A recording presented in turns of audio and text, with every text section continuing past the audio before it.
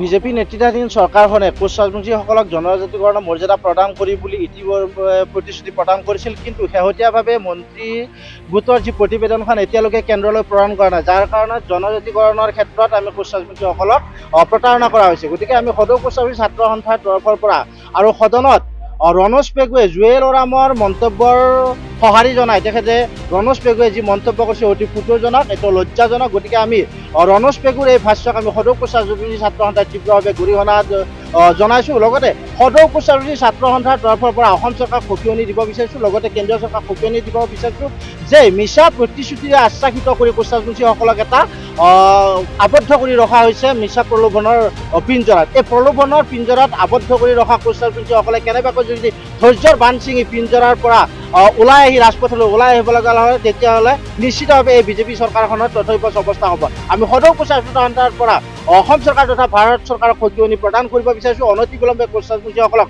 প্ৰতিশ্ৰুতি মৰ্মে জনজাতিকৰণৰ মৰ্যাদা প্ৰদান কৰিব লাগে, অন্যথা আমি সদৌ কোচ ৰাজবংশী ছাত্ৰ সন্থাই ৰাজ্যৰ সহযোগত তীব্ৰ গণতান্ত্ৰিকভাৱে আন্দোলন গঢ়ি তুলিবলৈ কুণ্ঠাবোধ নকৰিম। লগতে আমি কোচ ৰাজবংশীসকলে অৰ্থাৎ সদৌ কোচ ৰাজবংশী ছাত্ৰ সন্থাই বহু কষ্ট কৰি বিধানসভালৈ 10গৰাকীকৈ আমি জনপ্ৰতিনিধি পঠিয়াইছোঁ। জনপ্ৰতিনিধি আমাৰ কোচ ৰাজবংশীসকলৰ 10জনকৈ জনপ্ৰতিনিধি বিধানসভাত আছে। তৎসত্বেও জুৱেল ওৰাম আৰু ৰণোজ পেগুৰ মন্তব্য বা মন্ত্ৰী গোটৰ যি প্ৰতিবেদনৰ ক্ষেত্ৰত এই 10জনকৈ যি জনপ্ৰতিনিধি আমাৰ বিধায়ক আছে কোচ ৰাজবংশীসকলৰ, তেখেতসকলে যে নিমাত হৈ আছে, তাৰ বাবে আমি এই 10জন ব্যক্তিক গৰিহণা দিছোঁ। জাতীয় সাজপাৰ পৰিধান কৰিলে বা কোচ ৰাজবংশী ভাষাত শপত গ্ৰহণ কৰিলে জাতীয় নায়ক বুলি বা জাতিৰ প্ৰতি চেতনা থকা বুলি আমি ক'ব নাযাওঁ। সেইসকল বিধায়কক আমি সকিয়নি দিব বিচাৰিছোঁ, যদি জাতিৰ প্ৰতি তিল মানুহ তেখেতসকলৰ সঁহাৰি আছে বা জাতিৰ প্ৰতি তেখেতসকলৰ মৰম আছে, জাতিটোৰ উন্নয়নৰ ক্ষেত্ৰত যদি তেখেতসকলৰ ভূমিকা গ্ৰহণ আছে, তেতিয়াহ'লে কোচ ৰাজবংশীসকলক জনজাতিকৰণৰ ক্ষেত্ৰত যি পদক্ষেপ গ্ৰহণ কৰিব লাগে, এই ক্ষেত্ৰত তেখেতসকলে বিধানসভাত সজোৰে দাবী উত্থাপন কৰিব লাগে।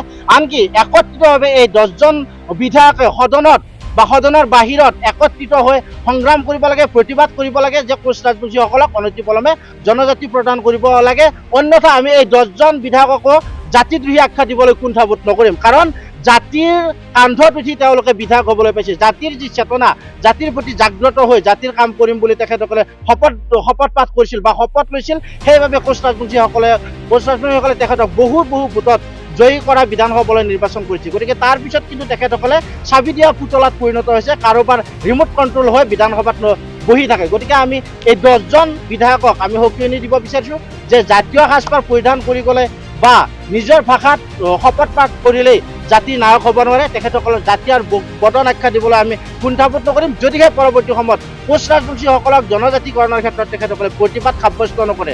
লগতে অসম চৰকাৰ তথা অসমৰ মুখ্যমন্ত্ৰী ডক্টৰ হিমন্ত বিশ্ব শৰ্মা BTADৰ 5খন জিলাৰ চিৰাং আৰু কোকৰাঝাৰত যি কোচ ৰাজবংশীসকল আছে, এই কোচ ৰাজবংশীসকল সংৰক্ষিত শ্ৰেণীৰ এলেকাত অন্তৰ্ভুক্ত হৈছে, কিন্তু বাকী 3খন জিলা ওদালগুৰি, বাক্সা, তামোলপুৰ এই 3খন জিলা সংৰক্ষিত শ্ৰেণীত অন্তৰ্ভুক্ত কৰা নাই, যাৰ ফলত এই কোচ ৰাজবংশীসকলে বিভিন্ন সমস্যাৰ সন্মুখীন হৈ থাকিবলগীয়া হৈছে। গতিকে আমি আজি ইয়াত ৰণোজ পেগু আৰু জুৱেল ওৰামৰ প্ৰতিনিধি দাহ কাৰ্যসূচী ৰূপায়ণ কৰিছোঁ, আৰু এই দাহ কাৰ্যসূচীৰ জৰিয়তে অসম চৰকাৰক তথা ভাৰত চৰকাৰক আমি সকিয়নি দিব বিচাৰিছোঁ যে এনেধৰণৰ তুলনা মন্তব্য দি বা কোচ ৰাজবংশীসকলক প্ৰতাৰণা কৰাৰ ক্ষেত্ৰত যি ভূমিকা গ্ৰহণ কৰি আছে, তাৰ পৰা তেখেতসকলে আঁতৰি আহিব লাগে, আৰু কোচ ৰাজবংশীসকলৰ সৰ্বাংগীন উন্নতিৰ ক্ষেত্ৰত তেখেতসকলে হস্তক্ষেপ কৰি কোচ ৰাজবংশীসকলক জনজাতিকৰণৰ মৰ্যাদা প্ৰদান কৰিব লাগে, অন্যথা আমি এই চৰকাৰখনৰ গাদী উফৰাই দিবলৈ আমি কুণ্ঠাবোধ নকৰিম।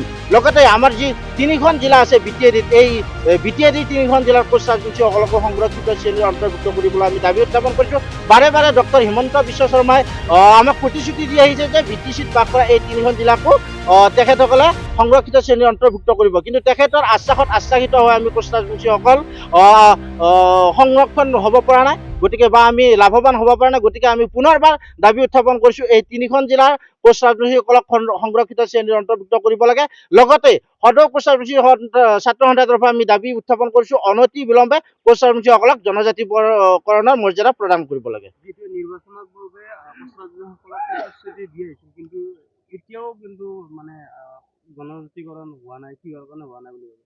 চাওক, এইটো এটা অসম চৰকাৰখনে যে কোচ ৰাজবংশীসকলক মাহীয়াৰী দৃষ্টিৰে চাই, এইটো সম্পূৰ্ণভাৱে জল পট হৈ পৰিছে। কাৰণ তেখেতসকলে নিৰ্বাচনৰ পূৰ্বে কোচ ৰাজবংশীসকলক জনজাতিকৰণৰ মৰ্যাদা প্ৰদান কৰা হ'ব বুলি মিছা আশ্বাসিত কৰি আমাক এটা প্ৰলোভনৰ পিঞ্জৰাত আবদ্ধ কৰি ৰাখিছে। মই ইতিপূৰ্বে উল্লেখ কৰিছোঁ যে কোচ ৰাজবংশীসকলৰ যদি ধৈৰ্যৰ বান্ধ ছিঙিব লগা হয়, কোচ ৰাজবংশীসকলে যদি ধৈৰ্যৰ বান্ধ ছিঙি ৰাজপথলৈ ওলাই আহিব লাগে, এই চৰকাৰখন ওফৰাই দিবলৈ আমাৰ সময় নালাগিব। গতিকে এই চৰকাৰখনে যদি ৰাজত্ব কৰিম বুলি ভাবি আছে বা শাসনকাল চলাই থাকিম বুলি ভাবি আছে, কোচ ৰাজবংশীসকলক তেখেতসকলৰ প্ৰতিশ্ৰুতি মতে জনজাতিকৰণৰ মৰ্যাদা প্ৰদান কৰিব লাগে আৰু কোচ ৰাজবংশীসকলৰ যি পৃথক কৰ্মত্ববোৰৰ ক্ষেত্ৰত পদক্ষেপ গ্ৰহণ কৰিব লাগে।